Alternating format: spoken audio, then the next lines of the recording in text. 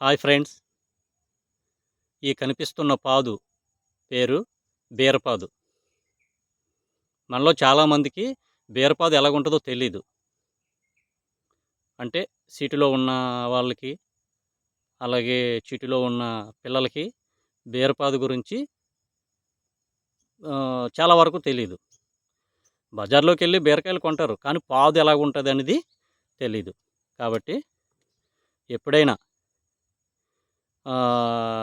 మీ పిల్లలకి ఇలాంటి పాదులు, చెట్లు, కొన్ని విషయాల గురించి పిల్లలకి చెప్తూ ఉండండి. మీకు తెలిసిన పేర్లు, మీకు తెలిసిన కొన్ని విషయాలు పిల్లలు ఎప్పుడైనా బయటికి తీసుకొచ్చినప్పుడు కంపల్సరీ చెప్పడం, వాటి ప్రత్యేకత గురించి చెప్పండి. అలాగే ఈ బీరపాదు మన ఇంటి దగ్గర కూడా, మన పెరట్లో కూడా 4 విత్తనాలు వేసుకుంటే చాలా బీరకాయలు కాస్తాయి. చూడండి, వాటి పువ్వు ఎలా వస్తుంది, అలాగే ఇక కాయ కూడా మనకు కనిపిస్తుంది. ఆ పువ్వు వచ్చిన తర్వాత కాయ కూడా ఇలాగ వస్తుంది. చూడండి పువ్వు, ఆ పువ్వు లాస్ట్లో కాయ వస్తుంది. ఇక ఫస్ట్ పువ్వు ఇలాగ వస్తుంది. పిల్లలకు మాత్రం కంపల్సరీ ఇలాంటివి నేర్పించండి.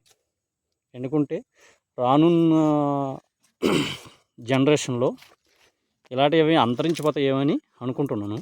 ఎందుకంటే ఇప్పటికే చాలా జాతులు, చాలా కొన్ని వ్యవసాయ పద్ధతులన్నీ కనిపించట్లేదు.